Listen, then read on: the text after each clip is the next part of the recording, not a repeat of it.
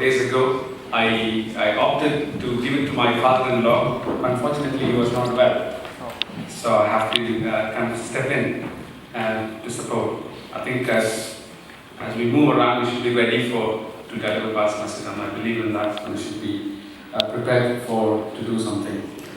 I'd like to thank Moses for reading the scriptures, and Sam for the platform party, and Dr. Sham stepping in for sharing the story, and Angel for rendering a beautiful number. Before we go further, shall we ask the Lord to come in?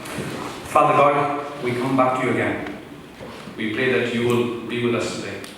We pray that you will speak to us, that you want me to be hidden. I want you to be here, presenting the message for us today, Father. We pray that you will fill us with the Spirit. In Jesus' name we pray. Amen. In 1970s, I'm not sure how many of you were born at that particular time. Or maybe you're toddlers, or you're just born, or maybe very, very young individuals. 1970s. The two individuals wrecked the world. Born in two different continents. One in Asia, the other one in Africa. The one in Africa is called Idi Amin. I'm not sure how many of you heard about him. Idi Amin in Uganda, he was a military commander. He took over the country and he wanted to make one democratic party. In the formation of that particular organization, he cleared many people. Meaning cleared many people, he killed many people. He's still called a butcher of Uganda. He killed almost 200,000 people, close to 200,000 people. In the process of, he cleared all the ethnic minority groups. He cleared anybody who stood against his principles. He cleared anybody whom he thought would be a threat for him. As he is clearing Uganda, he went on to Tanzania. That's when his clock stopped. Tanzania intervened and invaded, and they pulled him out of power. I think it was 1971 until 1979 he was in power, and he demolished the particular country. Why I'm talking about this? When you go back to Uganda and find these things, you will find the footprint of Idi Amin. Idi Amin was not a simple individual, and he somehow got out of this country, and he lived in Saudi Arabia until 2003. That's when he died. I was astonished when I came to know about it. How could you live outside your country and you literally cleared 200,000 people? You killed 200,000 people and you're able to live in a country or hide yourself in a particular country until 2003. The other individual, Pol Pot in Cambodia. How many of you heard about him? Okay, Pol Pot. I happened to be in this particular country. I landed in Phnom Penh city, and then I went to a particular place and I finished my work, and then I went to the city center. And something caught my attention in Phnom Penh was that lots of people were with no limbs. Some with no hands, some with no legs, lots of them. And I asked my colleague and I said, what is this particular thing? And I'm noticing that lots of people are with no limbs. And probably the orthopedic specialty, I just literally caught my attention. And I asked this guy, and he said, this guy called Pol Pot, and he lived, and around 1974 to 79, same time period, 74 to 79, he also came into power, and he also killed, and this particular individual is greater than Idi Amin. Okay, greater than Idi Amin. He killed close to 2 million. It's almost a quarter of the population of Cambodia he cleared. Anybody whom he thought is intelligent is no more living. If anybody thought you are beautiful and handsome, that you can flourish and you come up, you are finished. You're no more in that country. If he thinks that you are a threat to him or to his power, you're no more living. I happened to go to this place called Killing Fields. A documentary or a movie has been made. If you happen to get a CD or watch it, it will take your time. The Killing Fields, I just went in there, and the guy, he told us, just take a handful of sand in your hand and see what it is. So I picked it up, and literally you will find at least a small bone in that list. It's a killing field, and there's a tower in there. It's full of skulls. Just built a tower in that killing fields. And that really took my attention. I said, oh, what is this? What this country has come to? And when you leave the airport, you just drive few kilometers, and you won't see any more tar road, and you only see mud road. Because this country is not developed at a particular time. And there's only the temple that lives at the moment, and the tourist attraction is the called Angkor Wat. And it was built by a Chola, one of the king from Tamil. He went all the way to build a temple there. And because of that particular temple, the country is now flourishing. And because of tourism, you could see the footprint that Pol Pot left in that particular country. All other countries surrounded Cambodia, even Laos, it's a little tiny country. Even that country is much better when compared to Cambodia. There's if the kids probably you love watching Grand Tour, is that right? This particular series of Grand Tour, you will see Jeremy Clarkson visiting Cambodia. And I just wanted to see this particular country back on and to see what it looks like. And it doesn't change much. Doesn't change much. Maybe few skyscrapers have come in the Phnom Penh city. And the place where he left the Phnom Penh city and he was driving out of the city, and it's exactly the same. And it's not grown. You could see the footprint, what Pol Pot left for this particular country. Mahatma Gandhi said, there are 2 days in the year. There are 2 days in the year that we cannot do anything. The 2 days in the year we cannot do anything. One is yesterday, the other one is tomorrow. Yesterday, because it's gone, you can't put the time back. Tomorrow, because it never comes. But you and me are Christians. We are followers of Christ. What does that in store for you and for me? Can you do something for tomorrow, or can you do something for yesterday? Today you are standing at the crossroad, looking back and see how 2019 was. And looking forward is 2020 in a week's time. Is that right? So, when you look at your own footprints, how you have walked, what has your life been? What your family has been? What has this church has been? 2019. You're standing at the crossroad, right at the moment in time, or a junction, looking back to 2019 and looking forward to 2020.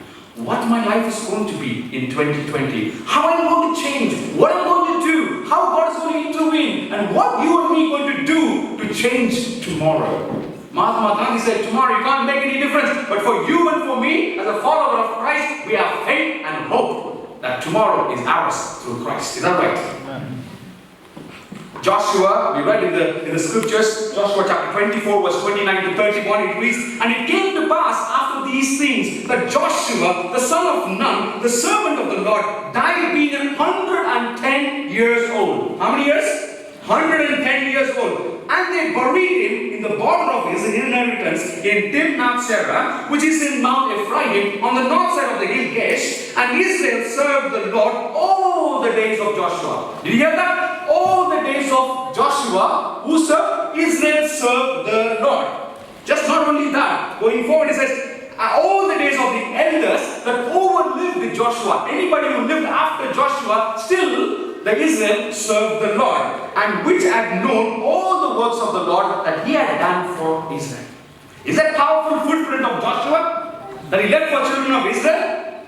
He left it for 110 years that he lived. He left saying that everybody, children of Israel, will faithfully obey the Lord. Not only him, after his death, the people who overlived Joshua, the children of Israel still followed the Lord. I'm not sure how many of us will come to a stage where we realize 2019, I wish I would have done something different. I wish my course of life would have been changed. But today we are standing at a junction where you and me could make difference going forwards. Just not 2020, going forwards. As you or as a family or as a church. We can come together. Joshua opens up his first chapter where God calls Joshua and he says, my servant Moses is no more. He died. And I'm now waiting upon you to take the charge. Waiting upon you to take the charge. And it reads from the wilderness, verse 5, and there shall not any man be able to stand before thee all the days of thy life, as I was with Moses, so I will be with thee. I will not fail thee, nor forsake thee. It's a promise of the Lord giving to Joshua. Come, take charge. I am going to look after you. Verse 3 is another interesting point. It says, every place that the sole of your foot shall tread upon, that I have given unto you, as I said unto Moses, whatever promise I gave to Moses, I'm giving to you. Wherever your feet walks around, I'm going to look after you. Is that a powerful promise that he gives to Joshua? We read the end part of Joshua, but we come to the beginning stage when God calls and gives that particular charge. Come on, you are the right person after Moses. It is important that God identifies you and me to that charge. You think about it. If God could call you and give you, come on my brother, come on my sister, I'm giving you this particular task. How fortunate you and me should be. How privileged you and me could be. Here Joshua was called to take that charge. Why? Why he was called to take the charge? If you read verse 7, only be thou strong and very courageous, that thou mayest observe to do according to all the law which Moses my servant commanded thee. Turn not from it to the right hand or to the left, that thou mayest prosper whithersoever you goest. You see that the condition follows after giving the charge. That you may not go right or left, that you follow the same principle. So that if you follow that, you may prosper wherever you go. Wherever you go, you're going to be prosper. When we wish people 2027 happy New Year, let's you have a prosperous New Year. Is that right? A successful New Year. Here Joshua is starting his career because Moses is no more. He's starting his career. I'm going to make you a successful person. As long as you follow this beautiful principle saying, only thou be strong and very courageous. It may be two little words, be strong and courageous. This particular word is repeated 3 times in the first chapter. 3 times repeated in the first chapter. If I could point out, even the last one is, the last verse is verse 18, and the last part it says, only be strong and of a courage, of a good courage. There's one more little place that he also mentions that in the first chapter. So 3 times you will see, be strong and be courageous. He's asking the Christians, or follower of Christ, or Adventists, or the congregation who seated here to be strong and be courageous. Joshua therefore stands before us as an example of what it takes to be a great follower of God or Christ Jesus. Especially in times of struggle and doubt. Joshua serves as a role model. He serves as an example of what we should look for in our Christian life. How many of you want your 2020 to be prosperous?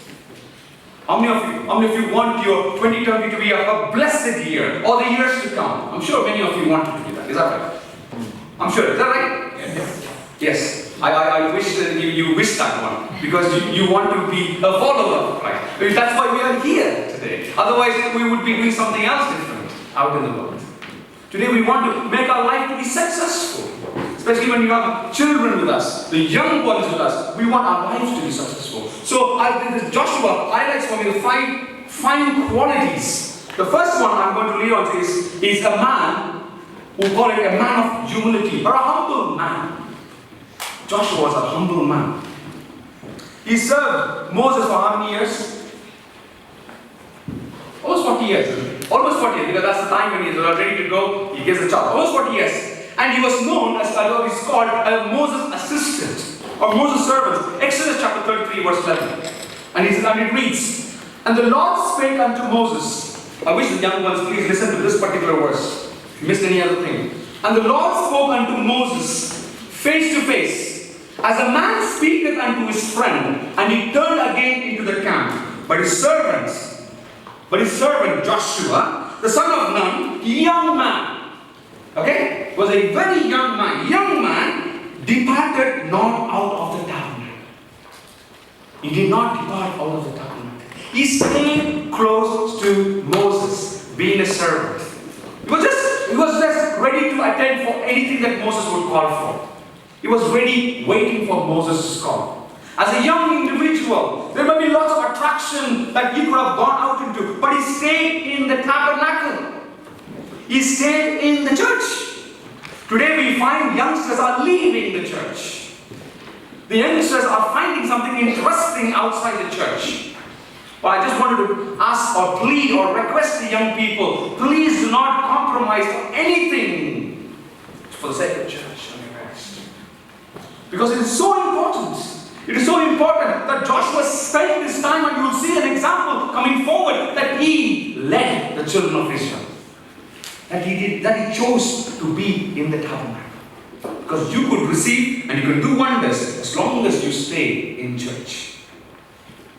And I pray the youngsters and the young people, that the church will take responsibility to nurture you. The families will take to nurture you. The individual, you take a stand to nurture in Christ. So he was a servant. He was an assistant. He was ready for Moses' call as a servant. Joshua chapter 5 verse 13 to 15. It's another interesting place. Joshua chapter 5 verse 13 to 15. Here, Joshua was by Jericho, and he lifted up his eyes, and there, behold, there stood a man. There he had his sword was removed, and he was ready in his hand. And when Joshua looked at this individual who was standing in front of him, he got his sword was removed and ready and in his hand, and he asked, "Who are you? Are you for us or for our enemies?" What was the response? The response says, "No, I am here as the captain of the host of the Lord." You will know who's this person in a minute.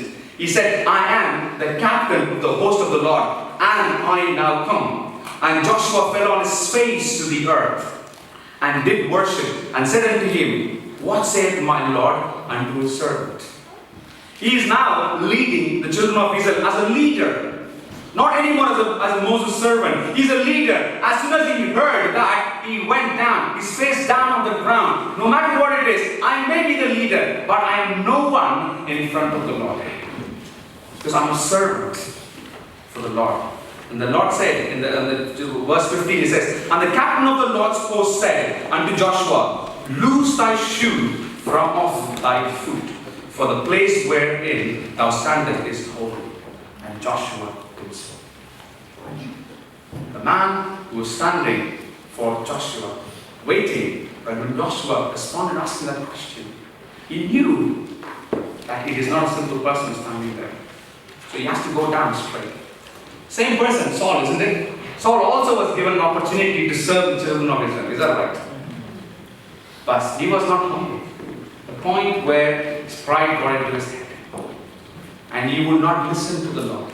Here you see Joshua showing such an example to each one of us. A humble man, even before or after. He was trained so well by Moses. Is that right? If you see some of the management books in the past, you will see the list of leaders in the books, and you will find Moses' name as a leader. But he was trained, Joshua was trained by this beautiful leader. And he sincerely obeyed and sincerely followed whatever Moses said. But here, he went down and ready to serve any time. Joshua chapter 11 verse 15, it says, "As the Lord commanded Moses his servant, so did Moses commanded Joshua, and so did Joshua. He left nothing." Listen to this word. "He left nothing undone of all that the Lord commanded Moses." Whatever Moses commanded Joshua, he did not miss anything. He did everything. So he followed whatever command that Moses gave to him. Jesus said in Matthew chapter 20 verse 20, it says, "Just as the Son of Man did not come to be served, but to serve, and to give his life a ransom for many." The Son of God has come here to serve us and not to be served. If God and shows an example of Joshua, they are the servants. Today, there's nothing for us to take the pride and say, "I am big because I have lots of things behind me. I got materials. I got my job. I got everything behind me. I am so great." But you see an example here, an example to be humble. Humble man. I got a beginning of December. I'm not sure how many of you spotted in the news. There was a rematch of boxing, heavyweight boxing, and Anthony Joshua. His name particularly caught my attention when I was going through this. Anthony Joshua, because first match he lost against the Mexican, so they wanted to have a rematch. It was held in Saudi Arabia, and this guy Anthony Joshua, he went and he fought and he won. And you know what he said after that? He said, stay hungry and stay humble. He said, I was humble in my defeat in my first match, but I wanted to follow the same humbleness in my victory too. I'm not sure Joshua goes to church or not, this Anthony Joshua. But if they could make a decision to be humble, today you and me follow God and His principles, how we should be, how you and me should be. So one of the finest quality of a Christian is to be humble. And let's take that quality and make it happen in the years to come. The second quality, a man of faith and trust in God. Numbers chapter 13.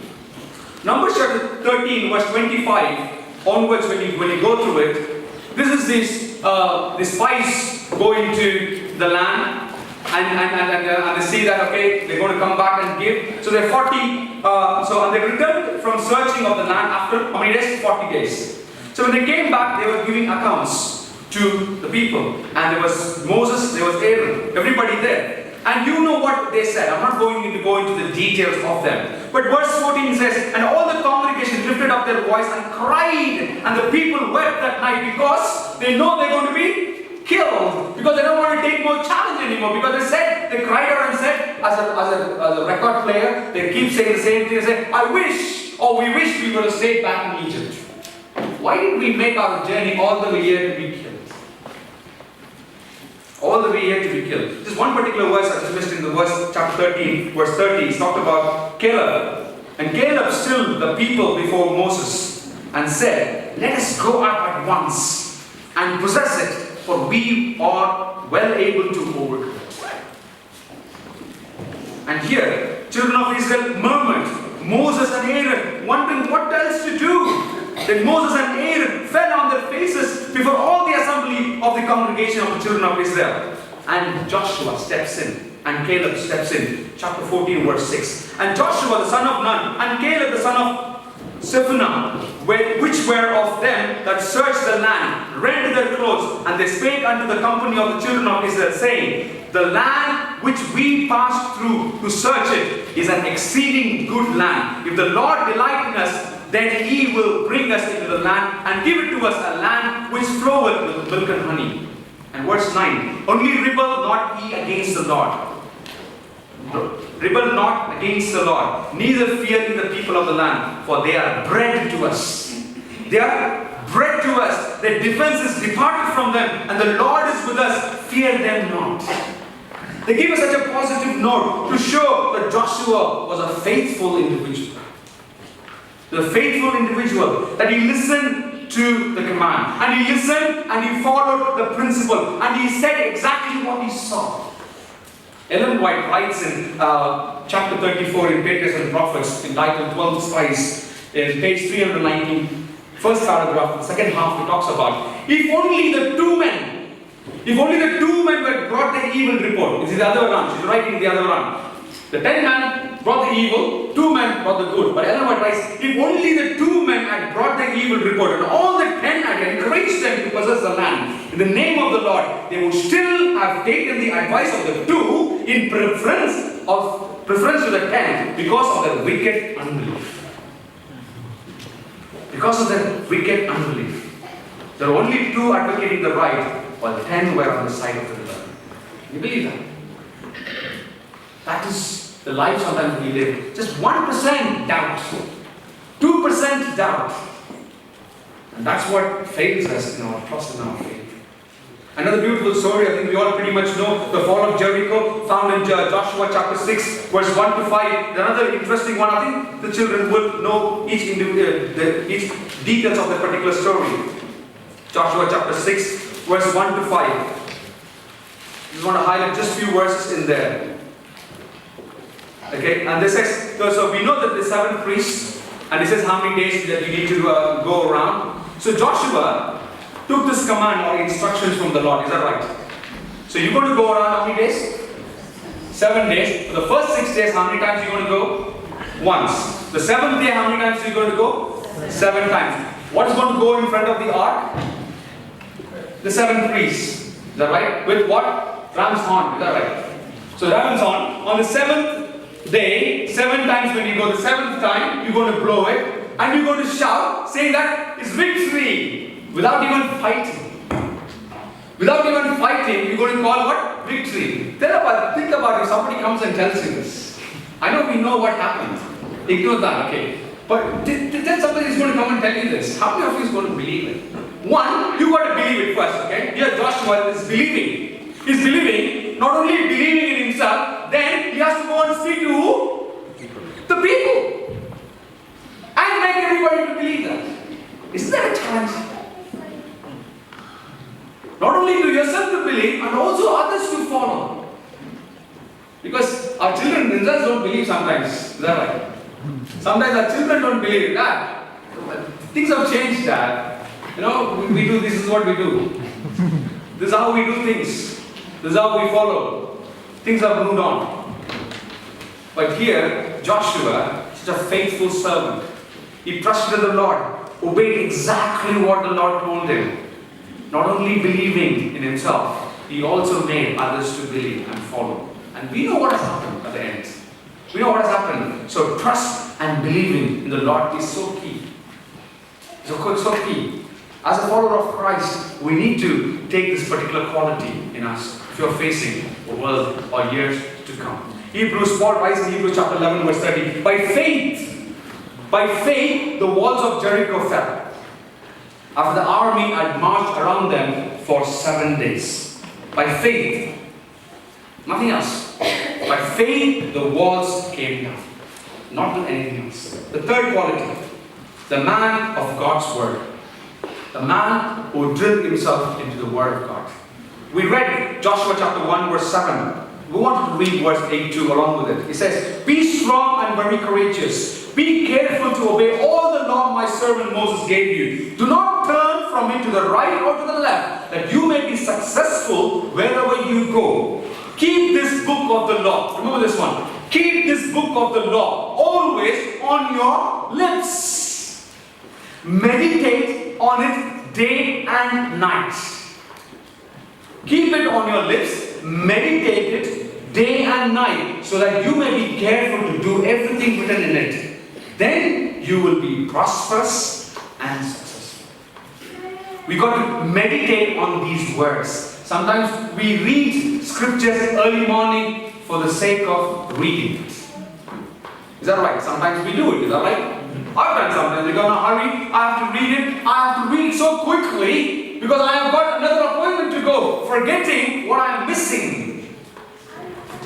But here, the command to Joshua, and Joshua is saying, do not move from right to the left, but keep the words on your lips, that you will not forget it day or night.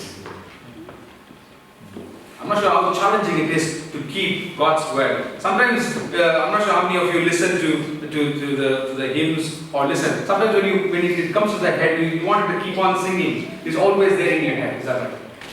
It's always there in your head. It's as the hymn goes on at the same time. Or your regional songs that you listen to. You want to hum. You want to go on listening to that particular song because it touches you.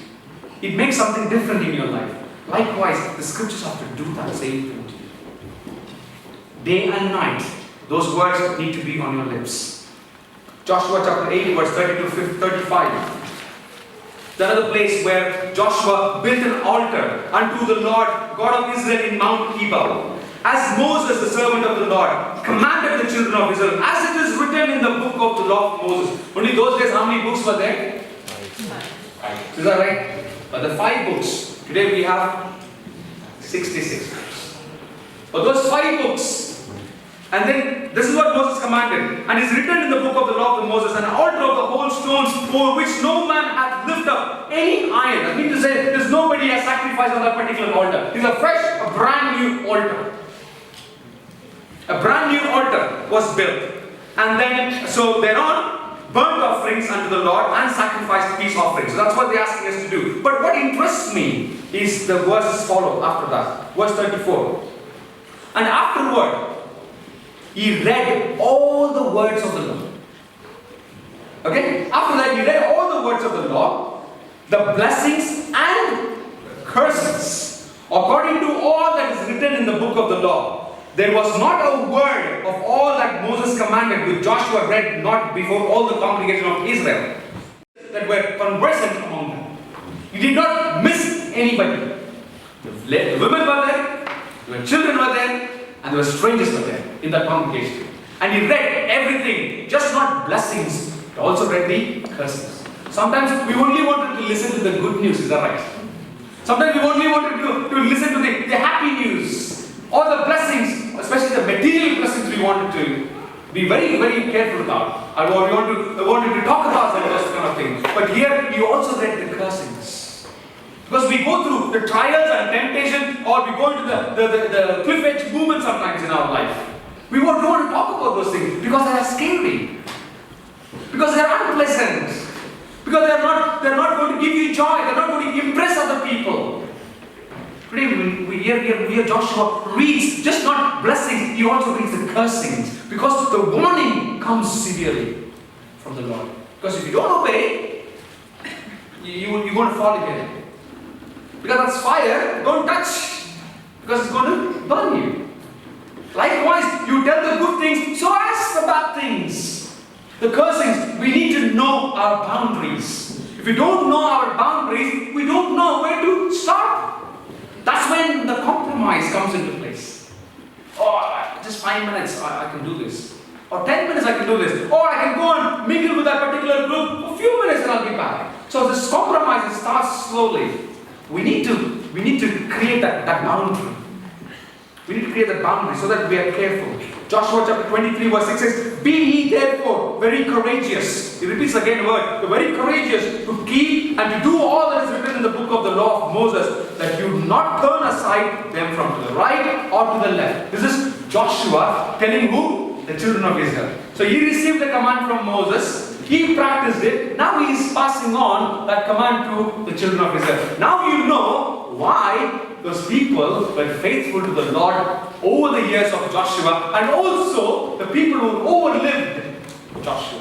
Because they followed the principles, what Moses commanded to Joshua, and Joshua clearly passing on every little detail, every single thing, both cursings and blessings onto those people. So they know very clear everything what they're supposed to do.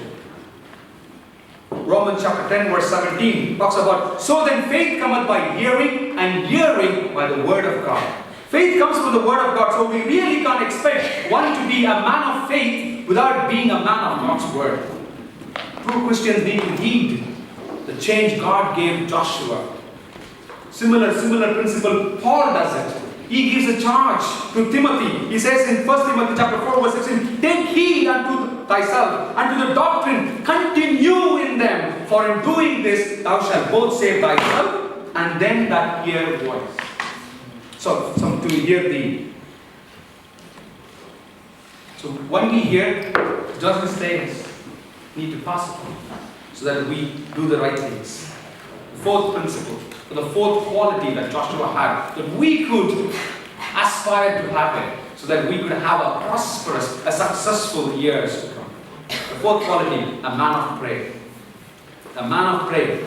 Joshua chapter 7 verse 6 to 9, when you read it says, 6 to 9, he said, I just want to read verse 8, it says, oh Lord, what shall I say when Israel turned their backs? This is in response, at the time when they lost against the battle with Ai.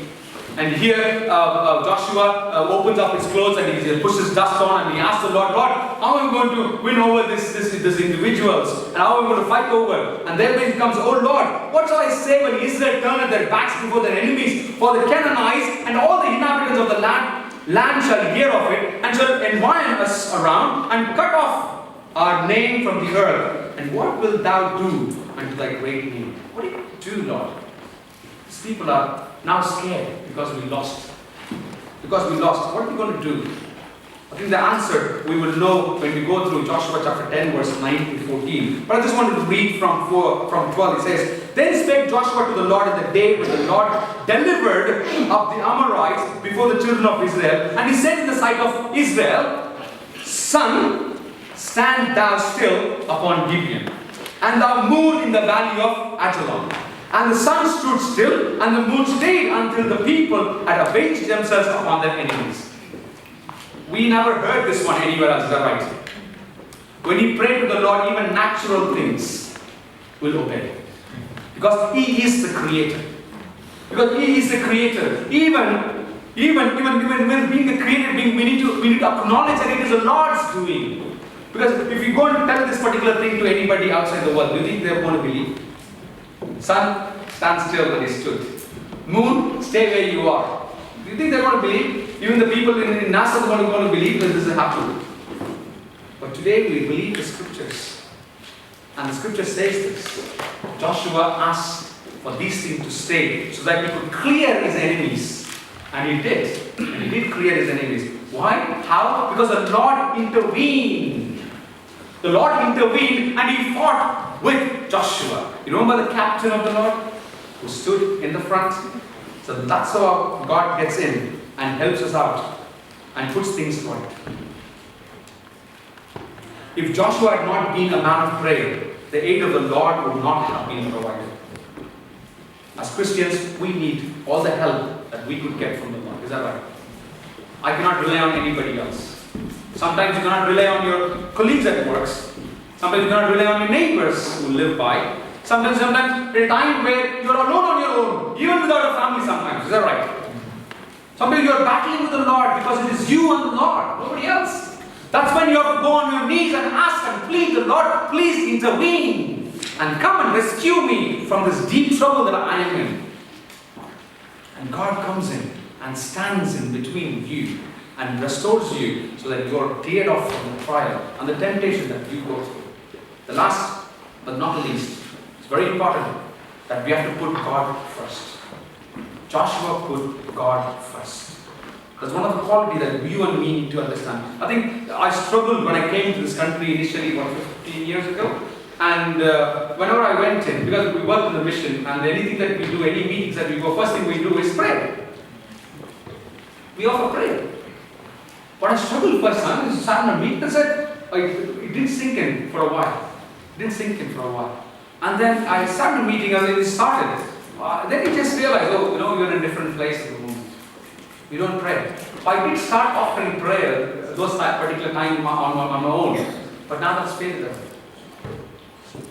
Different meetings you go to, and that's faded away because sometimes you rush into a meeting and then you don't offer those prayers. But here, we need to put God first.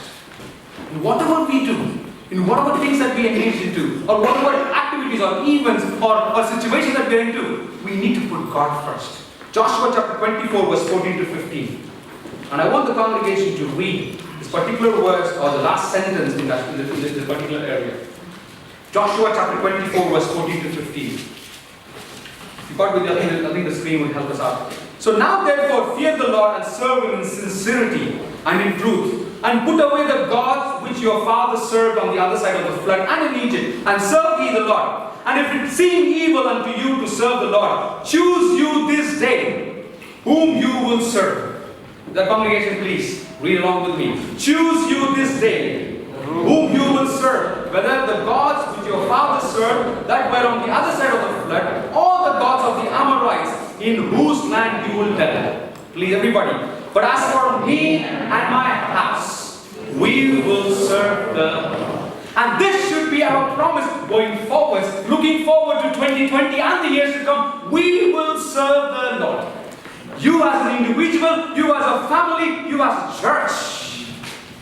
We have to stand together in this particular task and say, we will serve the Lord. No matter what it comes. Some of the qualities that you look back in 2019, Lord, I do not have these things. That you very well pointed out in Joshua. And that you made his life so prosperous, so successful. Whenever he came to you, that you gave deliverance. But I want the similar. Lord, please help me out. There you go. We got the fine qualities that Joshua brought it along. You need to be humble. Make sure that we don't boast on things that we have. Or show the boastfulness in various different ways. Sometimes in action, sometimes in our verbal. Sometimes children speak out on behalf of us. We've got to be careful and be humble. It's one of the finest quality of being a Christian. And then we need to be a man of faith and trust in God. We need to root ourselves so deep And that we grow in that faith. We grow so well that we look tall in that faith. We grow tall. Not in the humble you need to be tall, but this is where you need to be tall. So that our faith and our trust grows. Not stays there. We grow with the Lord. And third, we've got to go deep dive into those scriptures. Learn what God asks for us. Claim every single promise that is in the scriptures. Claim it. It's for you and for your family and for this church. Claim it. Claim those verses. Read. Keep it on your lips. Keep it day and night. Go through them and enjoy it, nourish it, and grow with it. The fourth quality, we need to go on our knees and plead with the Lord for whatever it can be, for both for blessings and for curses. For both. Sometimes when we receive the blessing, we forget the Lord. When we are cursing, Lord, please help me out. I'm in trouble. We need to go to the Lord. We have to go on our knees as you, as an individual, family, or the church. We need to go on our knees and plead with the Lord. And Lord will come and intervene and He will give the deliverance. Last but not the least, we've got to put God first in everything we do. Every step that we take forward, ask the Lord to come and intervene. Lord, please take me over. I want you to be the charge. I want you to sit in the driving seat. I want you to be the pilot. You take off to heights that I could enjoy being with you. We need to enjoy His fellowship. We need to nourish His fellowship. We've got to take off with Him. That's when we read Joshua chapter 24 verse 30. And Israel served the Lord all the days of Joshua and all the days of the elders that overlived Joshua, which had known all the works of the Lord and that He had done for Israel. Likewise, when we go away, people need to know there was this individual who worshipped the Lord that I've never seen before. Jesus is mostly compared to Joshua many times, on many occasions, because Joshua led the children of Israel to the promised land. Jesus is coming back again to lead us into the promised land. Why is He coming to lead us into the promised land? Because John chapter 14 verse 1 to 3. Let not your heart be troubled. Believe in God, believe also in me. In my Father's house, there are many mansions. Please don't be selfish that you want to only to go and occupy. Don't be selfish. There are many mansions, my friends and brothers and sisters. There are many mansions. Let's go and occupy it. Let's get everybody up there. There are many mansions. If it were not so, I would have told you that I will come again and receive you unto myself, where I am, that you may be also. Joshua marched into the promised land. We are going to march into this new year, 2020, and also the years to come. Let us be humble. Stand tall in the faith and trust in God. Dive deep into His Word and dwell and explore on it. Commune with God daily and put Him first in all things that we do. Last but not the least, I just want to read this particular verse. Philippians chapter 4, verse 4 to 9. If you got it with me, please turn. Philippians chapter 4, verse 4 to 9.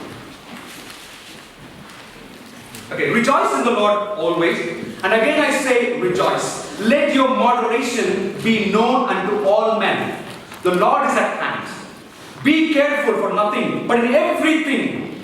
What is it? Not only special things, not only in great occasions, in everything. Remember the words? Blessings and also curses. In everything. By prayer and supplication, with thanksgiving, let your requests be made known unto God. And the space of God, which passeth all understanding, shall keep your hearts and minds through Christ Jesus. Finally, brethren, whatsoever things are true, whatsoever things are honest, whatsoever things are just, and whatsoever things are pure, whatsoever things are lovely, whatsoever things are of good report, if there be any virtue, if there be any praise, think on these things. Those things which you have both learned and received and heard and seen in me do, the God of peace shall be with you. Let's be humble. Let's build our faith and trust in the Lord. Let's go deep into the words and go on our knees and ask the Lord to intervene and put God first. Be strong and be courageous. Happy and blessed and prosperous New Year 2020. Amen.